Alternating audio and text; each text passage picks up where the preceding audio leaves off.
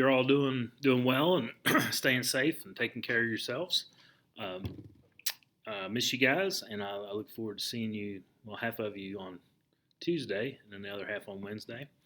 So, a couple things I wanted to look at while I got you on here. Let's see. Go to Schoology. All right. So today is the 15th. So if you look, you got a journal entry to do today. And I was gonna, if we were in class, I was gonna talk, do a statistical analysis of your performance on your test. We'll do that when you get back. And I'm posting this video on YouTube as we're gonna do the Module 3 notes. Tomorrow is Friday, and your Friday assignment is a journal entry and the vocabulary definitions for Module 3. And if you click on it, there's 22. There's 22 definitions. You don't have to do individual people's names. Like for example, in lesson 1, Samuel Adams is a name. You don't have to define Samuel Adams, King George III, but you do have to use the definitions from the glossary, and the glossary is located in the materials, just as it always is, under the textbook. So I've showed all of you guys this several times now, so should be second nature by now. Okay, and then by the end of the day tomorrow, I'll have next week's schedule posted on Schoology in the folders. All right. So with that being said, we'll get started with today, and we're in Module 3, Lesson 1, and what we're working with this particular module is we're working our way into the American Revolution. We're going to identify some causes of the American Revolution, and as our last module, we talked about what life was like for the colonists, for everywhere in the colonies, in the middle colonies, New England, the South, what it was like for men, women, rich, poor, wealthy, aristocrats. We looked at a variety of different things. Now, in the sixth lesson was the French and Indian War. Now, what you need to know about the French and Indian War is that it was a war between Britain and its colonies, us in the New World, versus the French and the Indians. And what happened is the British and the colonists won, ridding the French from the New World. But that war was very expensive. And as a result of the cost of that war, we begin to see some new taxes being laid on colonists. So the first of which is the Stamp Act. Okay, now what the Stamp Act is, it's a law that was passed by the British Parliament at the behest of Prime Minister George Grenville, and that's a photograph or a drawing of him on the right, and they passed it. And the Stamp Act, what it does is it requires colonists to purchase this special stamped paper for every legal document, license, newspaper, pamphlet, almanac, anything, anything from marriage licenses to newspapers to a deck of playing cards had to have a stamp put on it. So it's a direct tax. And this tax reached into the pocket of every colonist, the wealthiest to the poorest, because everybody that purchased anything printed on paper had to pay this tax. And people who disobeyed the tax were tried in vice admiralty courts, not local colonial courts, where they would get a fair trial. Instead, they were tried in the king's courts, where you were most likely going to be convicted. So, needless to say, there's going to be some protests to these new taxes. And when word of the Stamp Act reaches the colonies in May of 1765, colonists began to unite together. One such group who organized a secret resistance is called the Sons of Liberty. One of the founders of the Sons of Liberty was the Harvard-educated Sam Adams. He was not the best, he was a pretty indebted person. He had a lot of debt. He was not the most successful businessman, but he proved to be a very powerful political activist. And during early 1766, late 1765, the colonial assemblies confronted the Stamp Act with some resolutions, particularly in Virginia, where a man by the name of Patrick Henry said that only Virginians could be taxed by the Virginia Assembly, not by the king or queen. So, by our own representatives. And other assemblies passed similar resolutions. Well, you can imagine how the Parliament felt about that and how the king felt about that. They didn't really care what the colonial assemblies did or thought. They're going to do whatever they want to do to their colonies. So, so the colonies began to issue things like declarations of rights and grievances, that we have rights and we're not allowed to be, Parliament shouldn't be allowed to impose taxes on us that for money that's not even going to be spent in the colonies. And that's the essence of what these Declaration of Rights and Grievances are all about. And many merchants, including the Sons of Liberty, enforced a lot of different boycotts or non-importation agreements, meaning they would make it to where they would refuse to purchase manufactured goods that were manufactured in England. Men that did it were the Sons of Liberty. Females that did it were the Daughters of Liberty. And these boycotters stopped buying British goods. They wore homespun cloth, and this put a lot of pressure on merchants who did not join this boycott. In times, it also led to a little bit of violence. So, so within a year, Parliament repeals the Stamp Act. So the protests are successful. And here's some of the some photographs. This is an actual some propaganda of a stamp, of the stamp tax. It's literally a stamp that had to be affixed to documents. And then the lady spinning her cloth. All right. Now, so I said within a year that Parliament repealed the Stamp Act.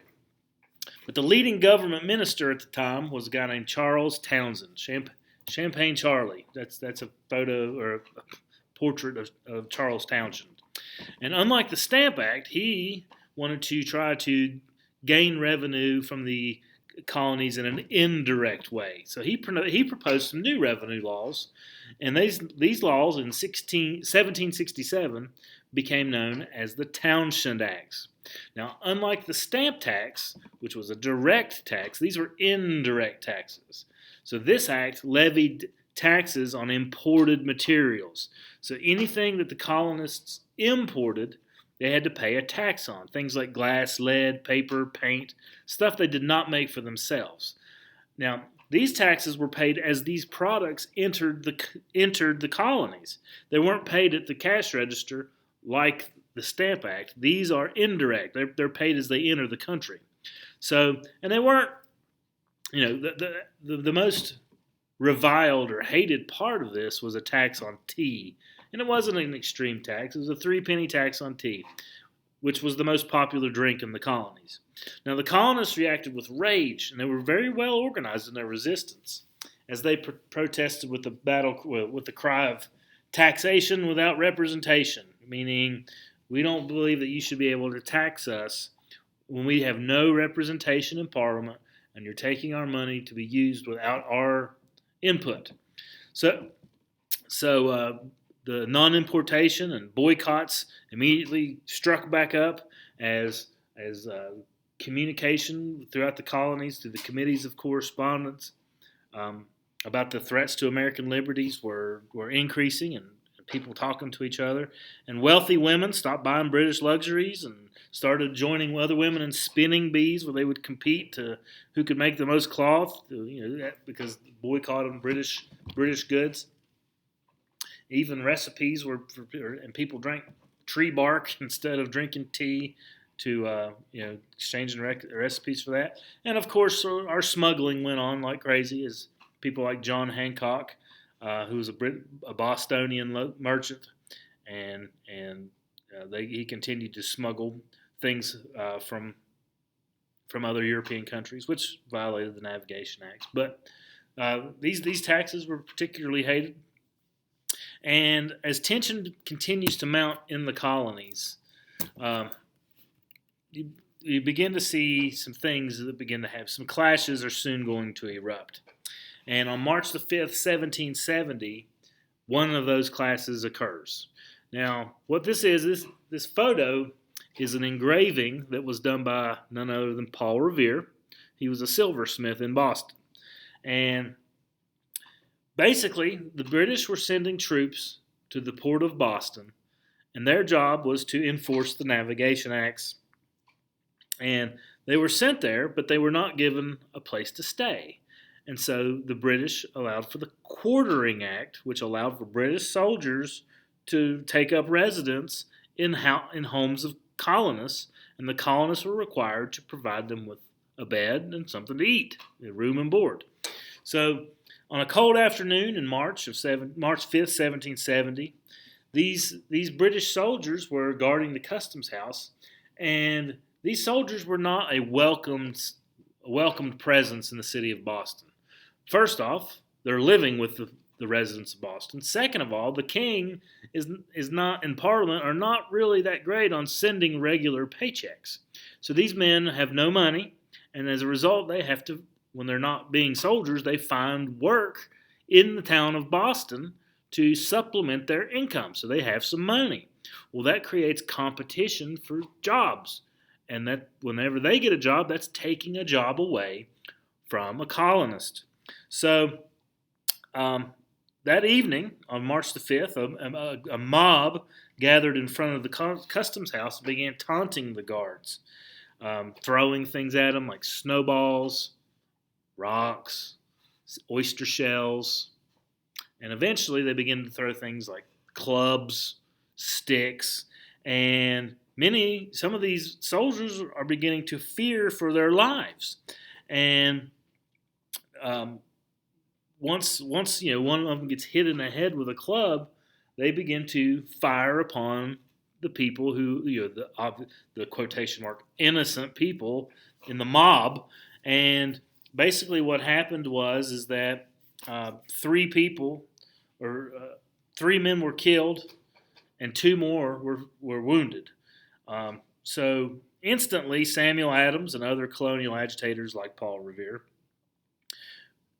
labeled this as the Boston Massacre, presenting it as a British attack on a defenseless, helpless, innocent civilians. So, is it really an attack on innocent civilians? No, but when Samuel Adams uses this as propaganda to try to make people throughout the colonies unite together against a common British enemy. Now, the plan to do this was going to be through the Committees of Correspondence. This is the way in which the colonies are going to communicate with each other about threats to American liberty. And by 1774, such committees formed a buzzing communication network all throughout the colonies. All right. Now, another episode that directly leads to the American Revolution is the Boston Tea Party. Now, this is what was going on. The British East India Company held a monopoly on all the tea that was sent to the colonies, the British East India Company. Well, they weren't selling a lot of tea in the colonies because of the boycotts. So what happened was the tea that they would normally be selling, they just kept storing up in warehouses until they amassed about 17 million pounds of tea being stored up. Well, that's not good for their business. So the company was nearing bankruptcy. So to save it, the British Parliament devised what's called the Tea Act, which granted the company the right to sell tea in the colonies free of taxes, except for the taxes that the colonial people had to pay. So what this does is this cuts out colonial merchants out of the tea trade. All the tea that's been smuggled in from France and Spain and other empires is now more expensive than the tea that the British are selling. Now, I know that, you guys are all Americans, and if it comes down to being principled and getting a good and paying more for something, or being unprincipled and getting something that's a good deal, most Americans are going to choose to, cling to their pocketbooks. And that's exactly how it was then as well. So the East India Company was hoping that the American colonists would just simply buy the cheaper tea. But before they were able to even get it off the docks, the Sons of Liberty, on December the 16th, 1773, got really drunk and disguised themselves as Native Americans, boarded one of the British tea ships, and proceeded to dump it overboard into the Boston Harbor, thereby calling it the Boston Tea Party, where these Indians, they're just white people, dumped about 18,000 pounds of East India Trading Company tea into the waters of Boston Harbor. The reason they did that is so it couldn't be sold. People wouldn't even have to choose. If it's in the bottom of the harbor, it can't be sold. So people didn't have to make a decision. Now, how do you think the king and the crown and Parliament's going to react? Well, they were infuriated. And King George III, he was the King of England, and he's upset about this destruction of British property. So he pressed Parliament to create a series of laws called the Coercive Acts to punish. The purpose of the Coercive Acts were punishment for the Boston Tea Party. Now, these laws in the colonies were called the Intolerable Acts because we could not simply tolerate these things happening. So one law shut down Boston Harbor because the colonists refused to pay for the damaged tea. So Boston Harbor shut down. So essentially every single person living in Boston becomes impoverished because even if you are anything from a shipbuilder to a rope maker to running a restaurant where the sailors come and work, everything gets closed down and people live, in poverty. That's one part of the Intolerable Acts, of the Coercive Acts. Another is the Quartering Act, which gets re-upped as in order to enforce the closing of Boston Harbor. They have to have the soldiers there, and so the Quartering Act, which authorizes the British commanders to live in private homes. Also, martial law gets instituted in the city, really throughout the entire colony of Massachusetts under the rule of the commander there, Thomas Gage.